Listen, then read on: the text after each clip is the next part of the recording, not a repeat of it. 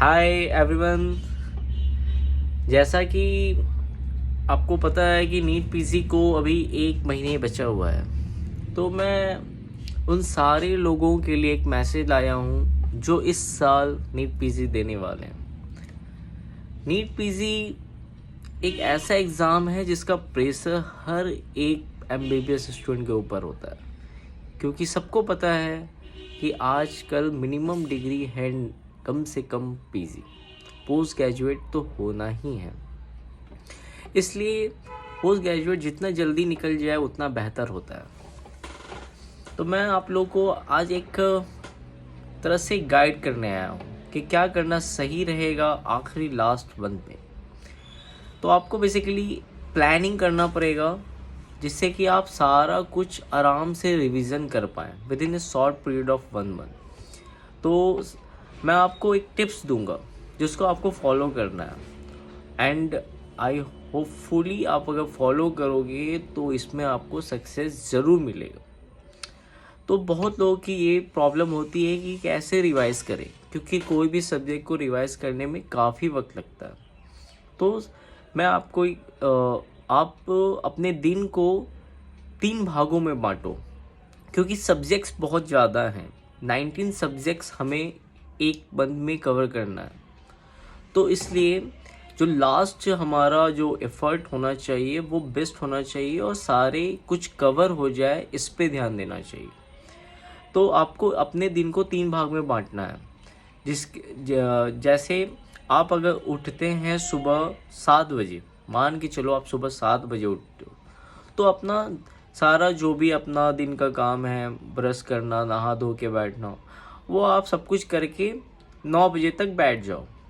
9 से अपना पढ़ाई आप शुरू करो और 9 से करीबन 1 से 2 बजे तक आप एक स्लॉट में बांटो कि 9 से 1 या 9 से 2 एक स्लॉट रहेगा। तो कितना घंटा हुआ? 5 घंटा हुआ। तो इस एक स्लॉट हो गया। सेकेंड स्लॉट को आप 2 बजे से फिर खाने का टाइम ले लो, ब्रेक का टाइम ले लो, 2 से 4। तो फिर 4 बजे से आप अपना सेकेंड स्लॉट बांटो। 4 बजे से लेके 7 या 8 बजे तक 4 घंटे का स्लॉट। उसके बाद आप फिर से ब्रेक लो 8 से 9:30, 9 से 10, और करीबन 10 बजे फिर से अपने आप को पढ़ने के लिए बैठाओ और उसको करीबन 10 से 2 बजे तक लो। क्योंकि आप सुबह 7 बजे उठ रहे हो तो अप्रोप्रिएट स्लीप भी ज़रूरी है, तो 2 बजे तक।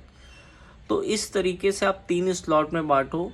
4-5 4-4 घंटे का मान के चलो, क्योंकि सुबह शुरू वाला तो सुबह का 9 से 2 आप मान लो 5 घंटा हुआ, और शाम में 4 बजे से 9 बजे तक भी 4 घंटा अप्रोक्स हुआ, और रात में भी 10 बजे से या 11 बजे से आप 2 बजे तक 3 घंटा हुआ।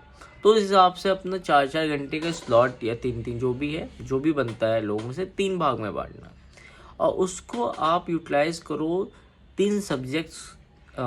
उसको आप यूटिलाइज़ करो कि first year, second year and final year, इस तरह से आपका कवर हो। जैसे सुबह आपने सेकेंड ईयर के सब्जेक्ट्स पढ़ लिए, क्योंकि ज़्यादा 5 घंटा काफ़ी मॉर्निंग फ्रेश, सेकेंड ईयर काफ़ी क्रूशियल है, तो second year subject patho, micro, ये सबको आपको वहाँ पढ़ना है। ठीक है। उसके बाद आप अपना जो आफ्टरनून है, थोड़े बोरिंग होते हैं लोग, थोड़े लेज़ी हो जाते, तो इधर आप अपने क्लिनिकल को रखो, ताकि क्लिनिकल सब्जेक्ट काफ़ी इंटरेस्टिंग होता है, लोगों को क्लिनिकल ज़्यादा अट्रैक्ट भी करता है, तो इसमें आप क्लिनिकल पढ़ सकते हो। रात के स्लॉट को आप फर्स्ट ईयर सब्जेक्ट रखो, बायोकेम हो गया, एनाटॉमी हो गया, जो आपके बेसिकली विजुअलाइजेशन जो ज़रूरी हो, उससे ये सब करो। तो होपफुली इस तरह से आप अगर करोगे तो आपको एक दिन में 3 सब्जेक्ट्स, मतलब आपको लगेगा कि आप तीनों ईयर के सब्जेक्ट्स को एक दिन में पढ़ रहे हो, तो आपके कॉन्फिडेंट बूस्ट रहेंगे, और इस वजह से आपकी जो मोनोटोनस स्टडी की हैबिट है वो भी ख़त्म होगी।